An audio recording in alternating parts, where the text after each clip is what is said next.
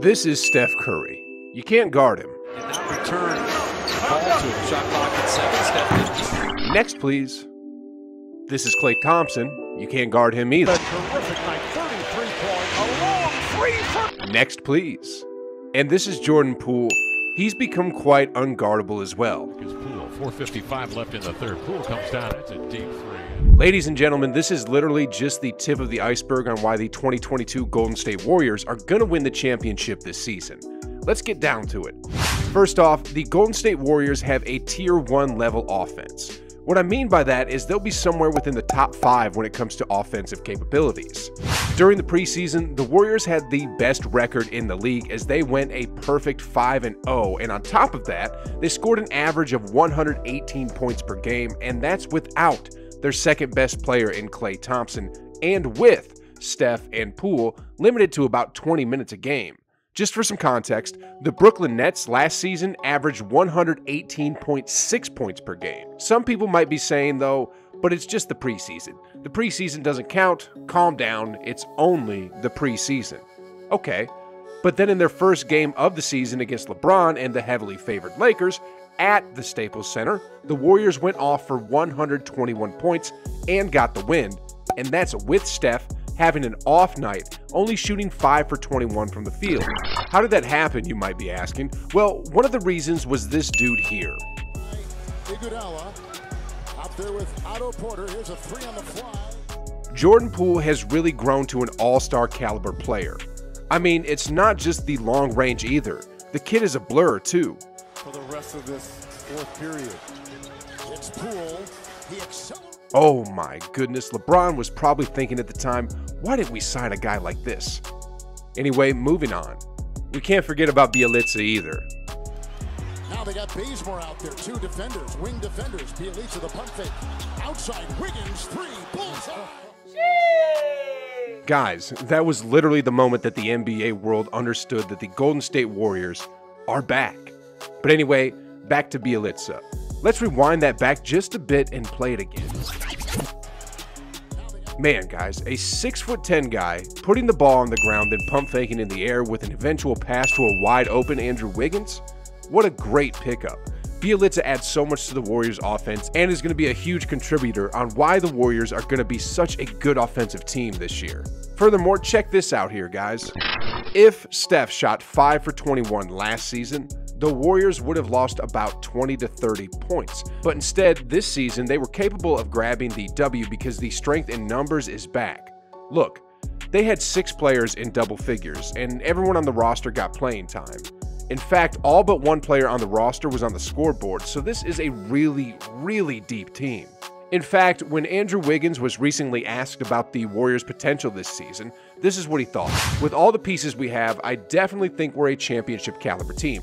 We've got some talented young guys, some talented old guys, a good mix of guys. We should be good defensively, and we have a bunch of guys who can put the ball in the hoop. So I think it will be a special year for us. We know the potential of Klay and Wise, but it starts now. We've got to do the work now and set the tone so that when those guys come back, it's there. Moving on here, guys, the Golden State Warriors have a Tier 1 level defense. Last season, they were already the 5th best defensive team in the league, and this year, they only got better with the return of Klay Thompson and by signing Gary Payton II, aka The Mitten. Let me show you what I mean from a clip of him last year.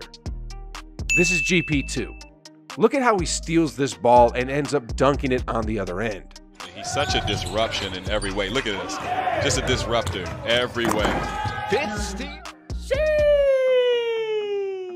Guys, in this game, GP2 had 7 of these steals. And overall last year in the G League, Payton averaged 2.5 steals per game while only playing about 22 minutes per game. Forget the Mitten. We need a new nickname for this dude. How about the Thief? Furthermore, once Klay and Wiseman are back on the floor, you get the return of a former All-NBA defender and an athletic 7-footer who will be a last line of defense. I mean, look at this clip of Wiseman from last season. Currently, an opposing bigs who catches the ball in the paint against the Warriors is going to have a clear shot at the basket. But when Wiseman returns, this reserve unit getting the job, and Wiseman with a block. You see the help and recover there from Wiseman on the handle. Wiseman down the lane. Wiseman to the rim. I hope this training with Dejan Milojevic is progressing well. Anyway, next off on why the Warriors are going to win the 2022 NBA Championship is because the road is semi-paved. I mean, check this out. The Lakers have a ton of superstars, but they're too old and injury-prone, and I'm not sure if this new fit is ever going to come together. I mean, in the first game against the Warriors, Trevor Ariza was out, Wayne Ellington was out, THT out, Kendrick Nunn out. On top of all this, Russell Westbrook seems to be turning the ball over like he's Santa Claus handing out free gifts. Here are some preseason examples. Here you go, Steph, you've been a good boy this year. What about me, haven't I been good? Oh yes, I haven't forgotten about you. Here you go. Hey Russell, I've been a good boy too. Yes, you have, and here's your reward. Controlling. In all seriousness, the Lakers have a lot of issues on their roster, and I just don't think that they'll be able to contend with the Warriors in a 7-game series. The Brooklyn Nets, on the other hand, have a Kyrie Irving situation. Kyrie Irving is taking up $35 million in cap space, and there's no way around that. The Nets will still be a good team without him, but when it comes to being a championship team without Kyrie, there's no way they're beating the Warriors. Heck, even with Kyrie, because of Golden State's defense, I'd say the Warriors would still have the upper hand in a 7-game series. The Bucks, on the other hand, are still unproven in my opinion. Sure, they were the champions last year, but only due to injuries. They were almost beaten by Kevin Durant alone. Beautiful shot by Durant. I mean, they were saved by KD's ridiculous shoe size. I still can't believe this happened.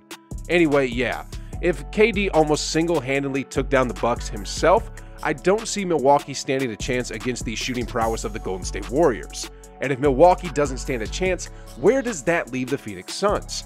The answer is off the list. Next off, the process in Philadelphia has officially failed. I mean, just when Ben Simmons finally reported for practice, he was immediately suspended.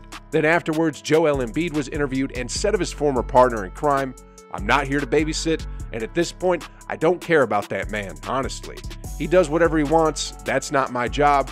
I'm only focused on trying to make the team better, win some games, play hard every night, and try to lead the guys that we have here." The 76ers are going nowhere fast with all the drama going on, and I see them being knocked off by the Milwaukee Bucks in the playoffs. To round out all the potential contenders real quick, the Utah Jazz couldn't beat a Kawhi-less Clippers team, and the Clippers aren't going to go far with Kawhi rehabbing that ACL injury. The Denver Nuggets are still missing Jamal Murray from his ACL injury and won't stand a chance against the Warriors without their star guard.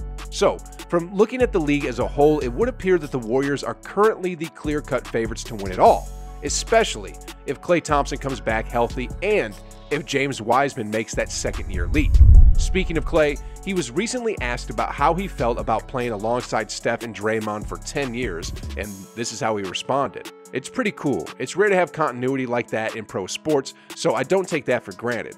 It inspires me to, we gotta get one more championship, maybe 2. We got to.